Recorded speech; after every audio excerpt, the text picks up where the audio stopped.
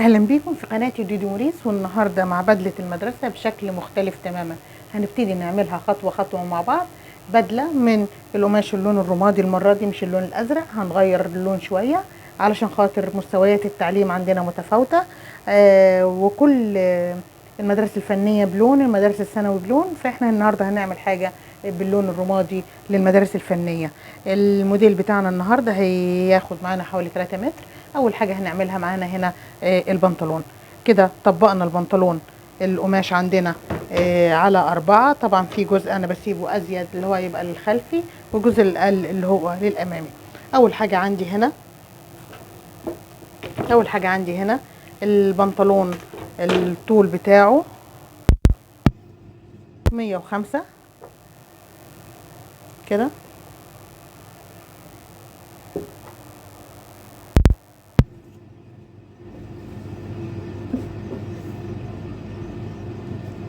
هشتغل على 108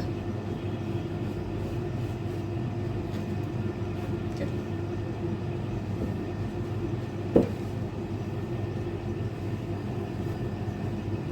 هعمل ايه؟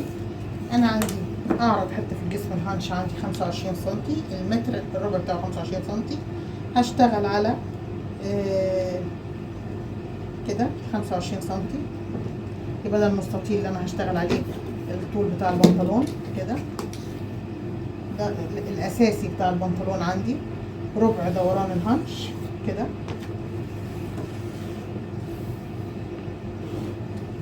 تمام. هعمل ايه كمان؟ هنزل 2 سنتي من الامام كده، وابتدي اخد المقاسات بتاعتي. اول مقاس عندي ال 20 سنتي اللي هو الجنب، دوران الجنب عندي كده. ده اول مقاس عندي. تاني مقاس عندي اللي هو نزول الحجر، اللي هو دوران الحجر. انا عندي الحجر هنا 28 سنتي كده. يبقى ده الخط التاني بتاعي، وهبتدي اخد الكيرف بتاع الحجر كده. طيب اللي عندي ربع دوران الحجر عندي ال 25 على 4 هيطلع معايا حوالي 5 سنتي ونص، اللي هي انا طالعه بيها الحجر عندي هنا. طيب ادي خط، ادي 2، ادي 3 في البنطلون. الخط الرابع بتاعي هاخد طول البنطلون واقسمه 2 كده عشان اعرف خط الركبه عندي، وبنزل تحته ب5 سنتي عشان يبقى المقاس عندي محبوك، يعني الركبه بالظبط عندي كده. تمام، او يبقى مظبوط معايا اكتر. طب هبتدي اعمل ايه؟ هبتدي اخد، انا عايزه الخط الطولي بالخطوط العرضيه بتاعت البنطلون. انا عايزه الخط الطولي او خط المكوى او خط النص، كلهم بمسميات واحده. هعمل ايه؟ هاجي الحجر هنا من اول الحجر لحد اخره واقسم نصين. ده الخط الطولي اللي عندي. هجيب المسطره بتاعتي وانزل عمودي بالخط الطولي ده. الخط ده هو اللي بيظبط معايا خط المكوى، هو اللي بيظبط معايا البنسة، هو اللي بيظبط معايا الرجل، دوران الرجل تحت قد ايه، تمام، او وسع الرجل قد ايه. ادي كده انا عملت الخطوط الرئيسيه. هبتدي اعمل ايه؟ انا عايزه الرجل واسعه ولا الرجل ضيقه. المعتاد بتاعي هو ال10 سنتي لرجل البنطلون. تمام. هعمل من خط النص عندي هنا اهو، من خط النص عندي، ده الخط الاساسي اللي احنا عملناه بتاع خط النص. بحط المزوره هنا 10 سنتي وبعمل علامه، وهنا 10 سنتي وبعمل علامه. تمام. ده الطبيعي اللي هو بتاع البنطلون. لو انت حابه الرجل تبقى نازله على ضيق، هنضيق هنا، يبقى هنا 9 وهنا 9، او هنا 8 وهنا 8. فهمنا دي؟ طيب هعمل ايه؟ هبتدي اجي هنا عند خط الركبه، انا عملت 9، عملت 10 و10 كده. هعمل هنا 11 و11 اهو كده، 11 و11. لو هنضيق هنا يبقى هنضيق هنا. تمام. طيب انا عندي البنت مش مليانه، يبقى اصغر المقاس، يبقى هعمل هنا 9، اصغر سنتي، وهنا هصغر سنتي، وهنا هصغر سنتي، وهنا هصغر سنتي اهو. تمام. اللي هنا هو هنا بزود سنتي عليه. هبتدي اوصل الخط ده بالخط ده الاول كده.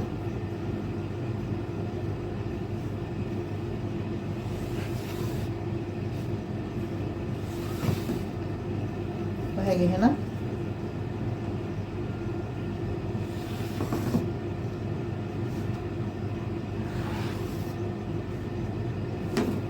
كده. طيب هاجي اعمل ايه؟ هاجي هنا هرجع شويه ده، وهاخد الكيرف عندي دوران الحجر من النقطه دي للنقطه دي كده.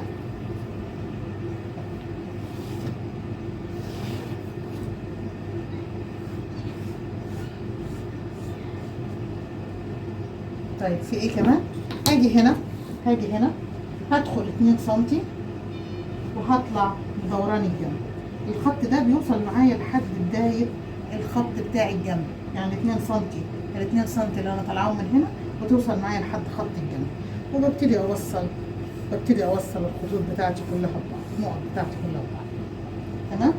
طيب انا عندي هنا السوستة بنزل 20 سنتي اللي هو طول السوستة العادي كده، وبطلع بالزيادة بتاعتي. ده كده البنطلون بتاعي.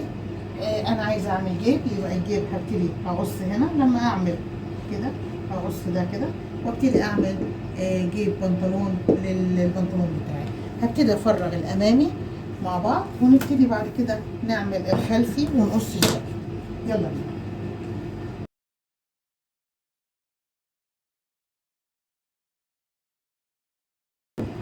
ايه الفرق بين الامامي والخلفي؟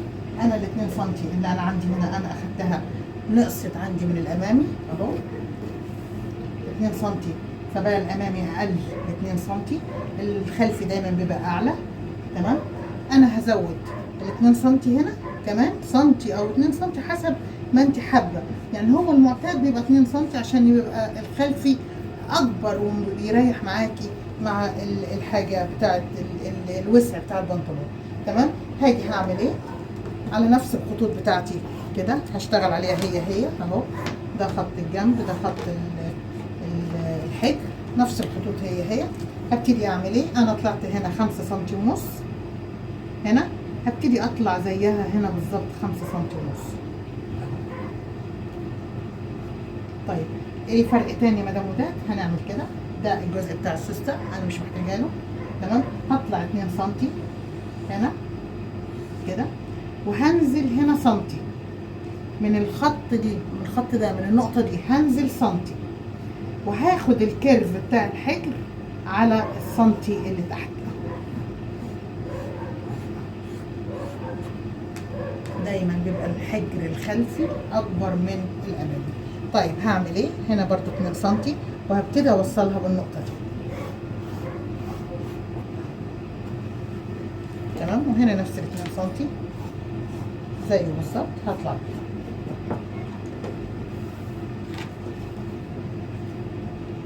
كل الخطوط بتاعتي هزيد الخلفي بال 2 سنتي اهو.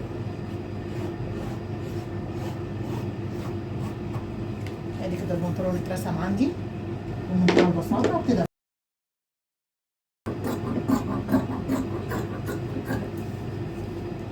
كده عملنا الامامي والخلفي. هبتدي اعمل ايه كمان؟ انا عايزه الجيبين والكمر للبنطلون. هبتدي اطبق القماش 4 طبقات عشان اعمل الجيبين ونرجع لبعض بسرعه. كده طبقنا القماش على 4. انا محتاجه 4 للجيب. هبتدي اظبط كده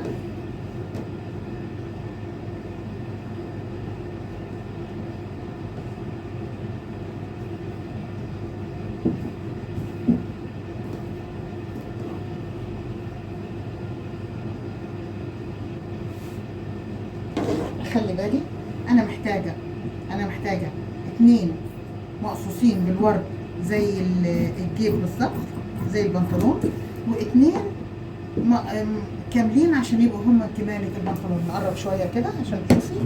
ادي الاربع طبقات عندي، 2 هيبقوا مقصوصين زي الجيب بالظبط و2 لا. هبتدي اعمل ايه؟ هبتدي اخد طبقتين بس كده،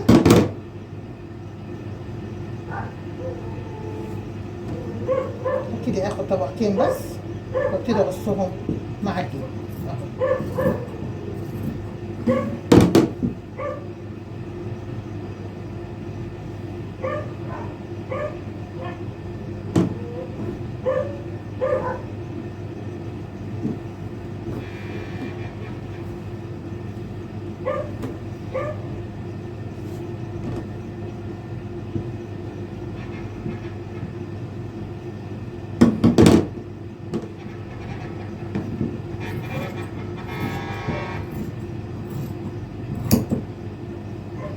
تمام كده. واهو ابتدي اكمل اساوي بقيه القماش بتاعي اهو.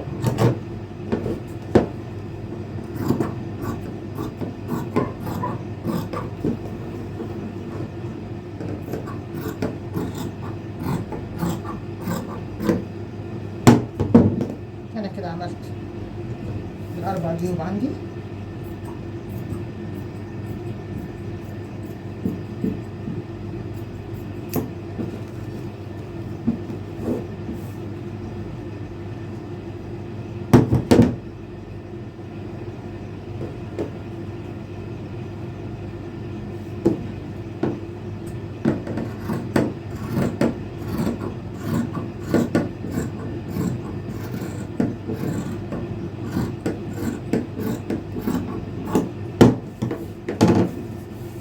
كده عملنا الجيوب بتاعتنا، فاضل نعمل الكمر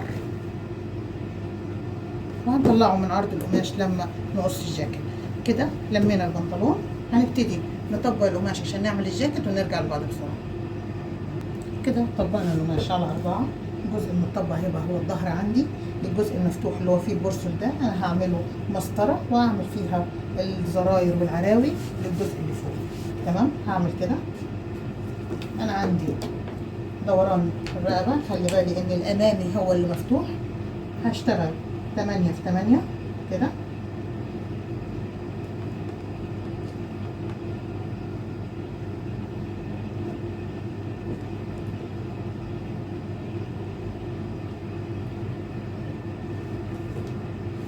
طبعا انا برسم على الخلف، بس خلي بالي لما اجي اقص الجزء ده هو اللي هيبقى عندي كده. تمام. اجي بعد كده عندي دوران عرض الكتف الاسفل 19 سم، وهنزل بالكيرف بتاع الكتف 2 سم كده. دوران الباط عندي 42، هنزل 21 سم كده، وهاخد الدوران بتاع الباط. تمام. عندي ايه كمان؟ عندي دوران الصدر 90، الربع بتاعها 22 ونص كده. يا اما اخد البنس في الزياده معايا انا وشغاله، يا اما ارسم وبعدين اعوض، اللي يريحك. انا هنا هرسم وبعدين هعوض عشان خاطر ما تتلخبطيش معايا.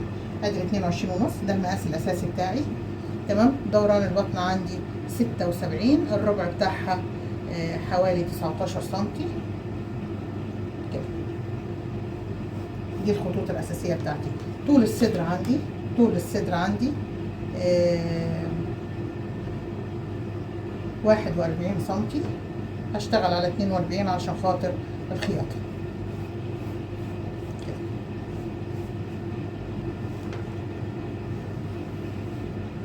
طيب انا عندي هنا ده كده الصدر اترسم عندي. انا عندي البنس هعمل بنستين في الامامي وبنستين في الخلف.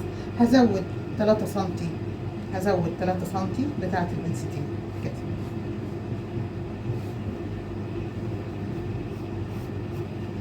البنسة عندي على 28 سم، البعد بينهم 10 سم كده. يبقى ده مكان البنسة كده وكده. تمام كده الصدر اترسم عندي. تمام.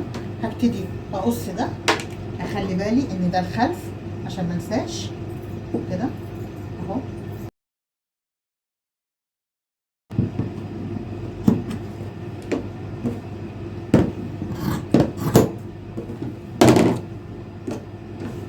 كده رسمنا الامامي والخلفي.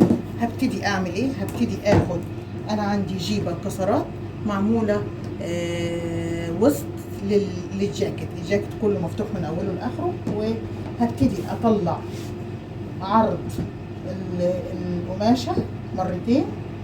الطول بتاع الوسط عندي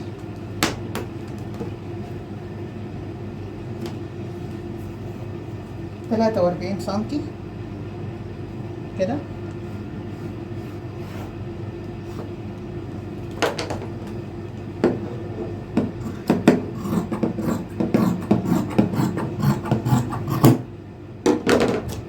هاخدها مرتين علشان الجيبه تطلع معايا كسرات كده.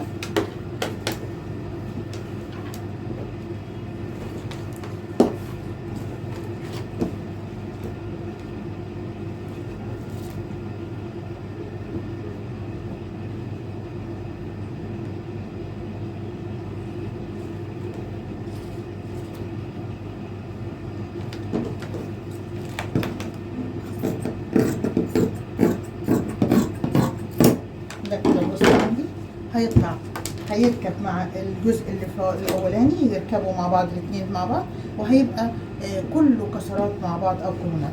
طب انا عايزه اعمل ايه؟ انا عايزه اعمل اطلع الكمر واطلع البطانات بتاعه الصدر للامامي وللخلفي. هنعمل كده.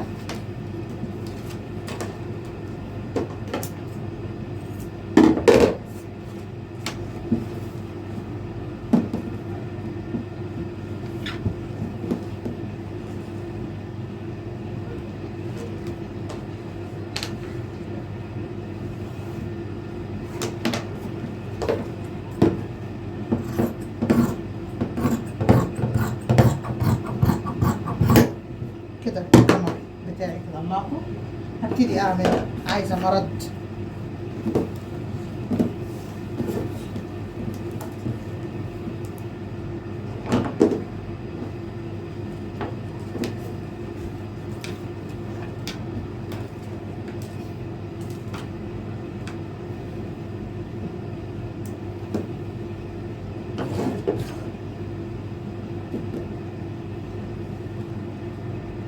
كده. هنطلع المرد الامامي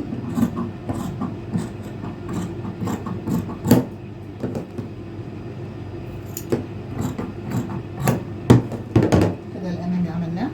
هنبتدي نعمل المرد الخلفي بنفس الطريقه كده. هنحطه على القماش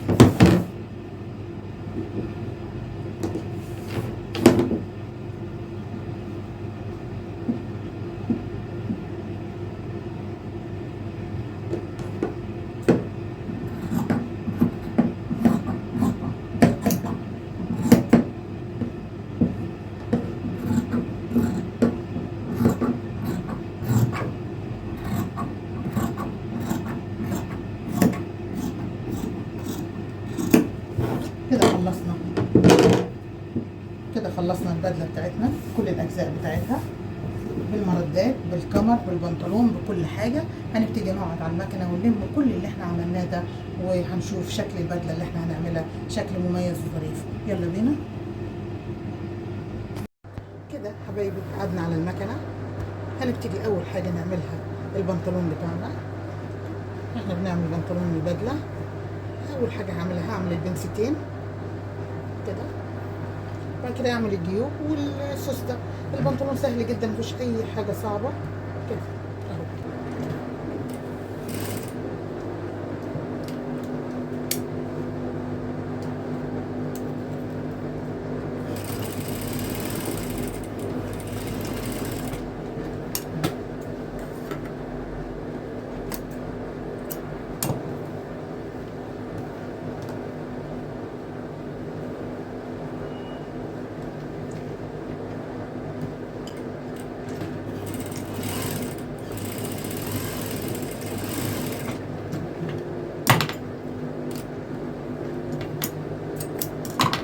كده هنبدأ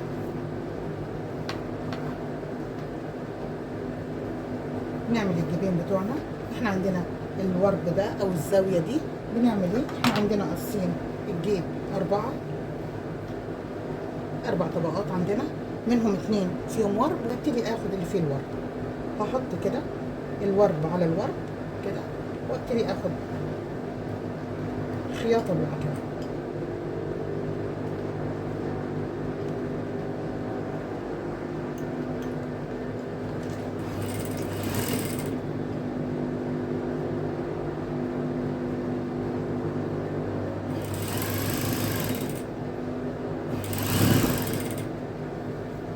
الناحية التانية كمان.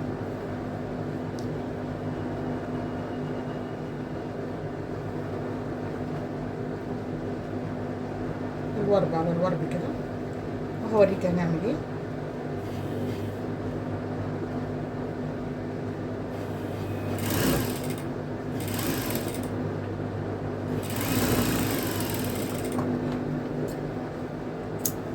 هجيب الجيب كده، الخياطة اللي عندي دي، خلي بالك معايا في الحتة دي، الخياطة دي هردها على الورب على الجيب، وهاخدها خياطة ايه الهدف من ده؟ الهدف من ده الطريقه دي بتمسك معاكي الجيب لما تيجي ترديه، وبيبقى معمول بطريقه جميله، وما تعكسش في الجيب معاكي، يطلع كده. نعمل التاني كمان. احنا شغالين البنطلون كله مع بعضه اهو كده. هفرد الخياطه دي، هعملها كده اهو.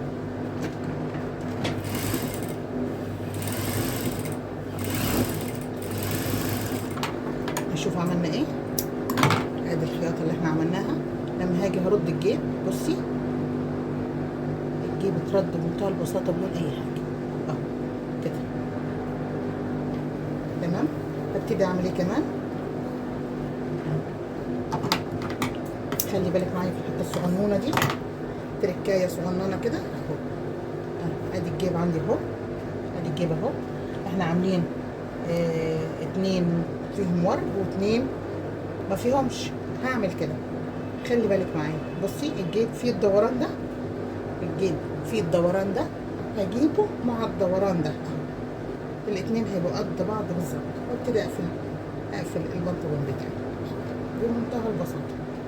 في حاجه صعبه ولا اي حاجه صعبه. احط كده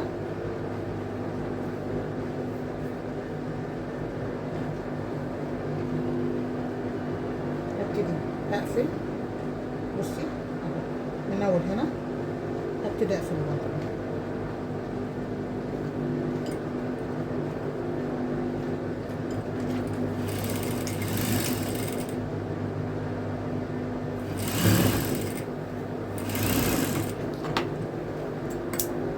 هقلب كده وهاخد الاتنين مع بعض.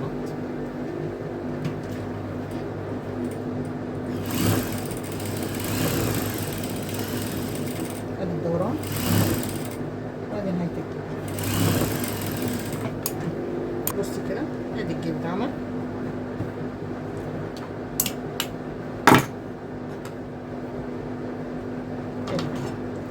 مش اي حاجة ممكن تخافي منها او حاجة كده صعبة. همسك هنا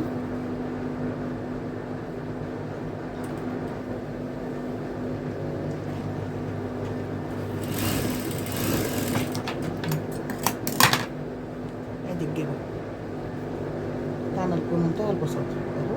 ياخد اوفر وتشطيب نضيف. وادي الجيب اتعمل. نعمل التاني يلا بسرعة بنفس الطريقة اهو. هقلب كده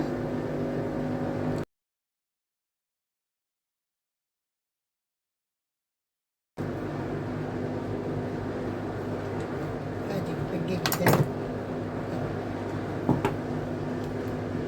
بمنتهى البساطة. تمام. ابتدي اعمل ايه؟ ابتدي اقفل البنطلون بتاعي قطعة قطعة كده. هجمع مع بعض اركب.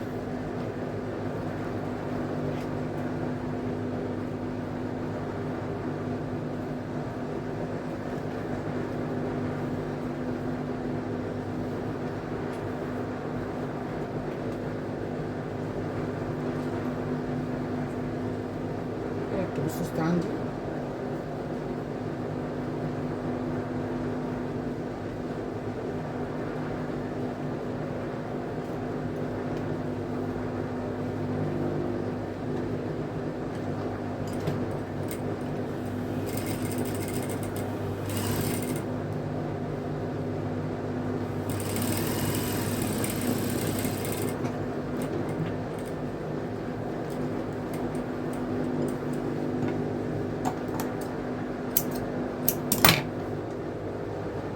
كده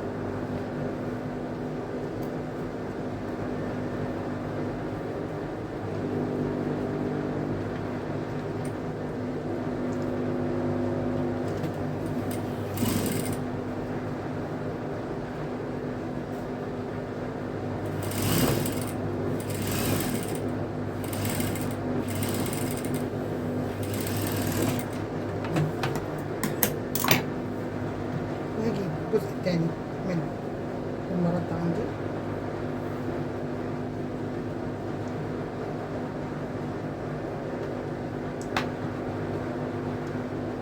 هشيل اللسان اللي تحت القفل السوسته وابتدي اركب المرد على هنا.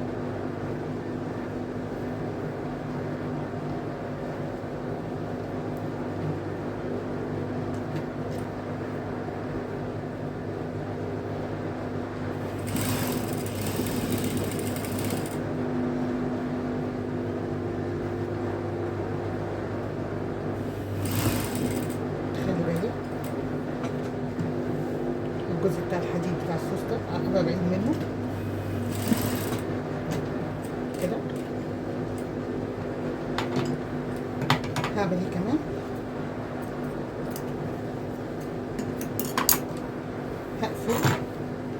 هقفل الجزء ده كده.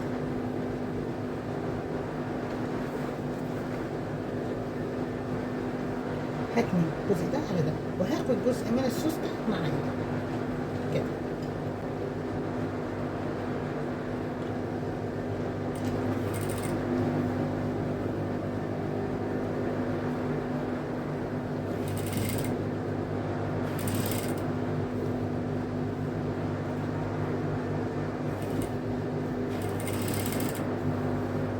ده الدوران بتاع الحجر عندي ده.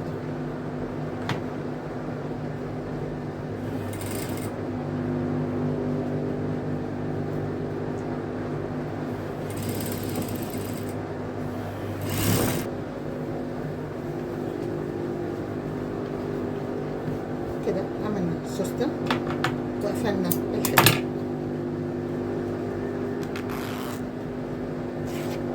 في ايه كمان عندي؟ هبتدي اجيب الجزء الخلفي في البنطلون وابتدي اعمل البنس والم البنطلون اجمعه بعد كده. ادي انا عندي طبعا البنسة الخلفية بتبقى اطول شوية عشان دوران الهيب او دوران الهانش كده.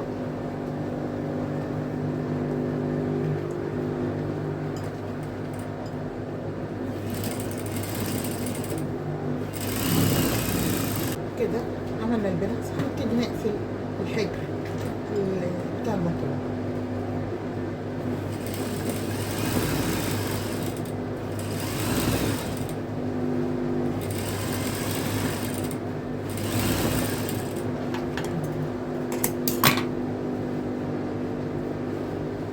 هفتح البنطلون كده، اجيب الجزء الاسفل من الحجر، وهنا الجزء الاسفل من الحجر خلي بالي ان البرسول ده بره، وابتدي امسك الاثنين مع بعض.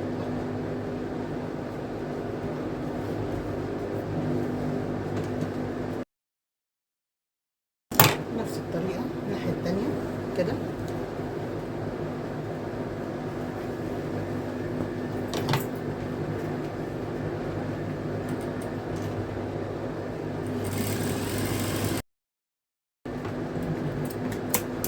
وهاجي اقفل الجنبين بتوع البنطلون.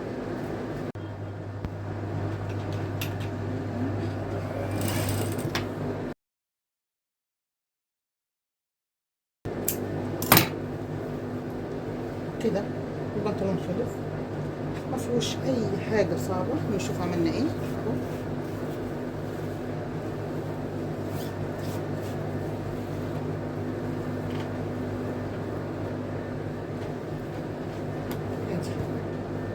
ادي البنطلون وادي الكبين وادي السوسته. بنطلون سهل ما فيهوش اي حاجه صعبه. فاضل ايه تاني معايا؟ فاضل اعمل الكمر، اعمله طبقه فازلين، واعمل اركب الكمر للبنطلون. كده البنطلون بتاعنا خلص. طبعا احنا عارفين الكمر بعد ما بنعمله فازلين بنتني كده وبناخده كده خياطه من الداخل كده، خياطه، وبعد الخياطه تعمل اوفر فبيبقى الكمر بالمنظر ده. تمام. ده كده البنطلون مفيش اي حاجه صعبه. والكمر حلقات كتيره احنا شرحنا فيها الكمر ده ازاي، عشان مش عايزه اطول عليك الفيديو ونتاخر في طول المده بتاعه التصوير. تمام كده. هبتدي اعمل ايه؟ هبتدي اعمل الجاكيت بتاعي. ادي الصدر عندي،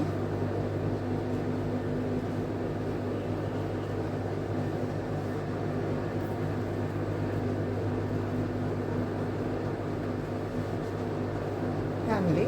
هبتدي اعمل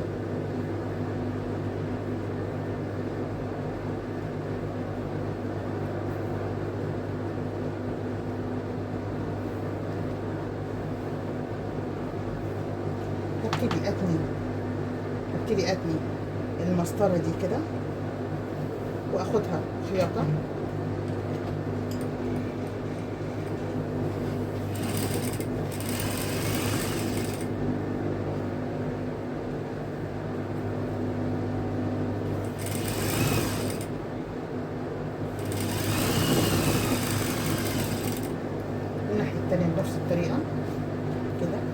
طبعا انا عشان في برسل هنا فده شادد معايا، بدل ما احط طبقه فازلين البرسل نفسه بيبقى شديد، فاهماني؟ فهو هيساعد معاكي في العراوي وفي الزراير، هيشد معاكي الجاكيت.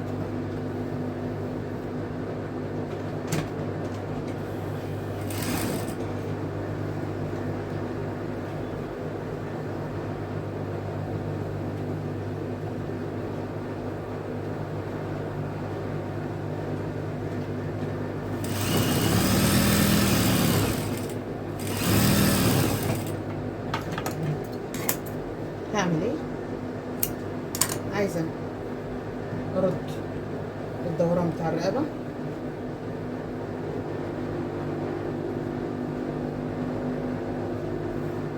كده،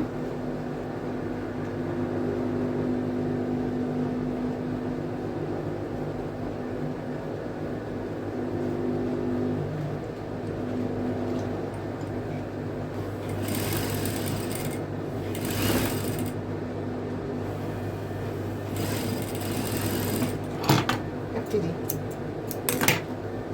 افتح الاجزاء الدورانات زي ما احنا متعودين كده،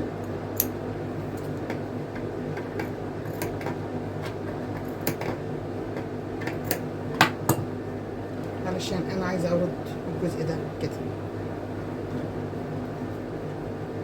هبتدي اعمل ايه زي ما احنا اتعودنا، هاخد ده خياطه على طول.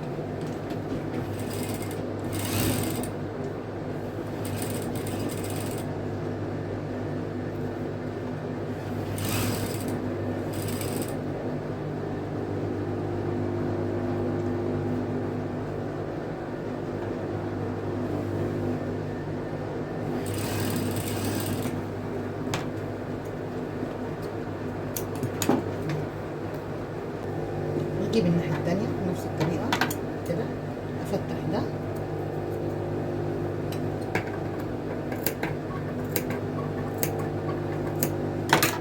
كده وارد ده على طول.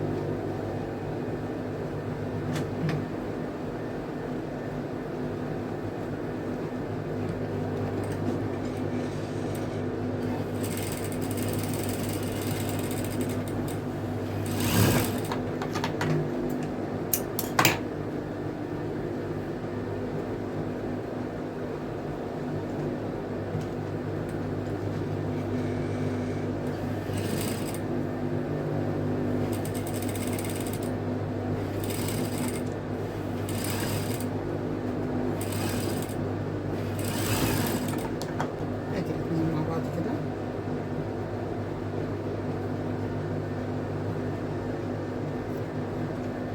ادي شكل الصدر تمام كده. في ايه كمان؟ ابتدي اعمل البنستين بتوع الصدر عندي كده،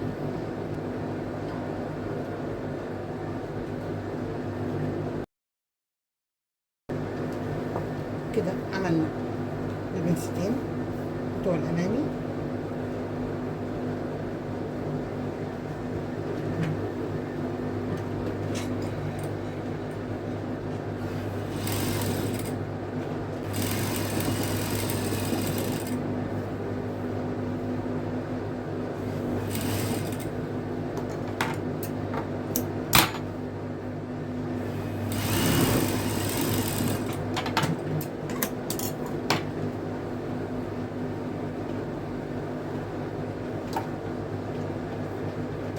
كده عملنا الامامي، هنعمل البنس بتاعت الظهر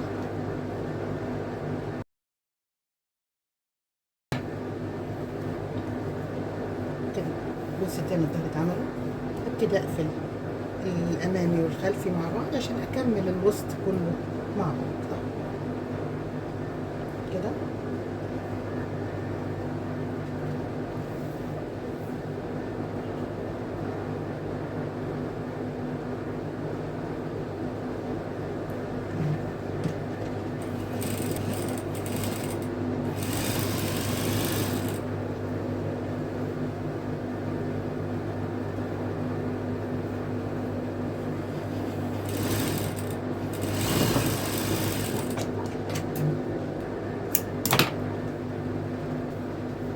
اجيب اعمل المرد بتاع الظهر وانضف بيه الكتف بالمره.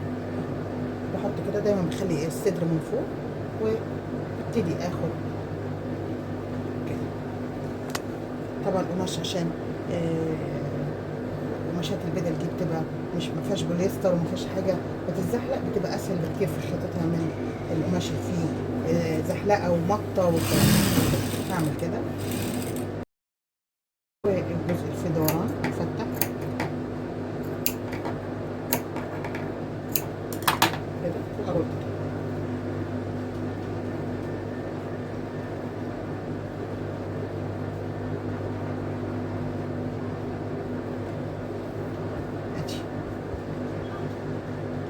تمام. ممكن نعمل نفس الطريقه اللي ردينا بيها الجزاف ده ونرد بيها ده، هيبقى برضو سهل معايا فيما بعد ان انا ارد وما يطلعش في اللبس اثناء اللبس. الجزء اللي فيه الدوران ده كده هاخده على المكان.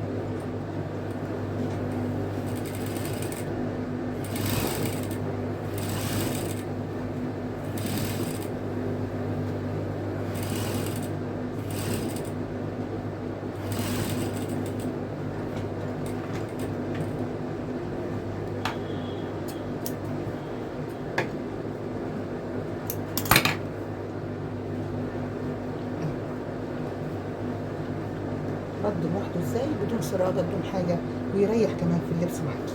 تمام. هبتدي اعمل ايه؟ هبتدي اخد الجزاف كله من اوله لاخره كده خياطه عشان ما يقلبش معايا اهو.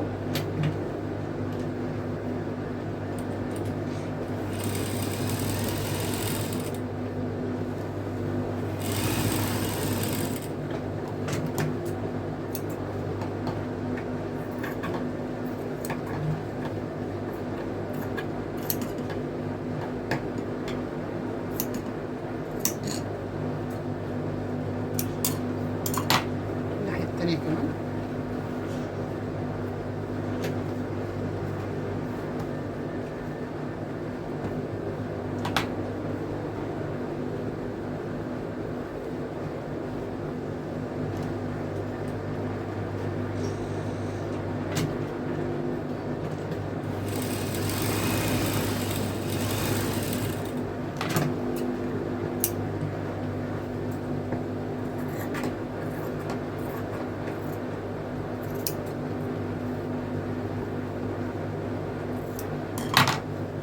كده هقفل الجنبين كده خلاص. هقفل الجنبين، ظبطت معايا الحكايه خلاص اهو كده. ادي النص الاولاني من الجاكيت خلص كده.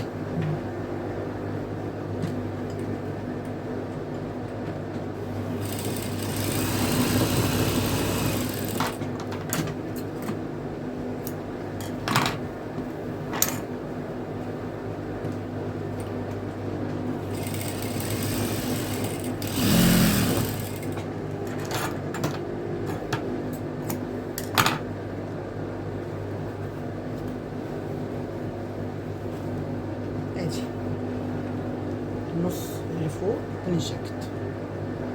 في عندنا الجيبه بتاعته الكسرات اللي احنا هنعملها هنا في النص اللي تحت ده. تمام.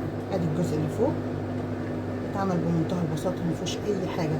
هنا طبعا زراير وعراوي علشان تظبط معاكي الموديل بتاعك.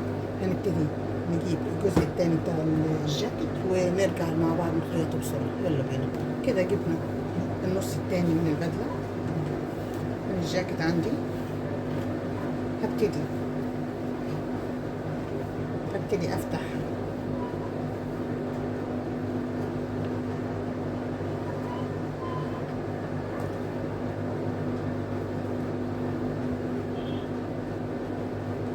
هبتدي اعمل نفس اللي انا عملته في الجزء ده هعمله زيه هنا في الجزء ده كده.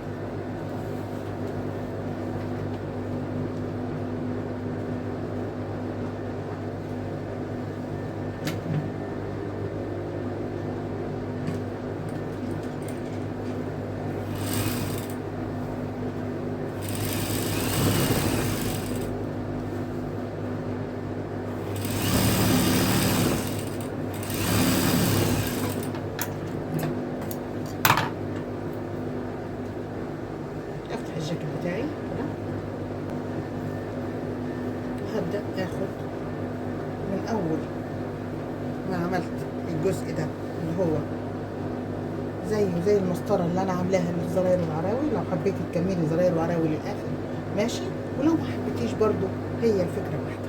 اهو هبتدي اعمل كده، هجيب مسطره على المسطره دي كده،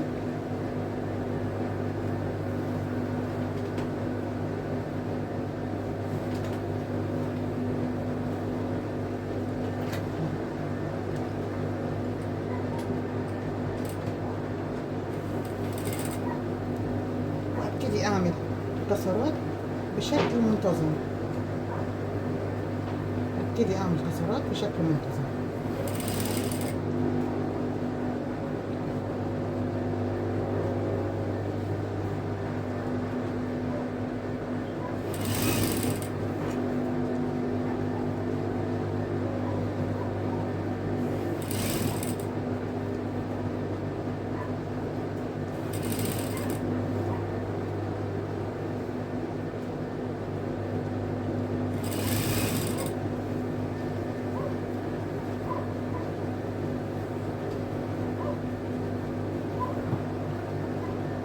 اخلي بالي هنا نص الظهر هنا هقلب الكسرات اخليها العكس علشان تديني شكل ظريف مع الوسط كده.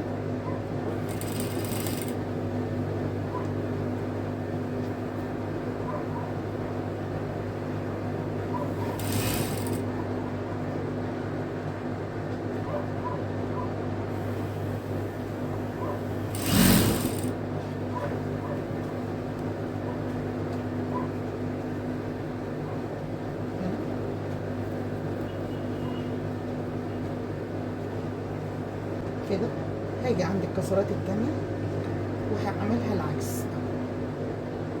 دي جاية كده والتانية جاية كده، وهعكس كل الكسرات بتاعتي بنفس المستوى للناحية التانية.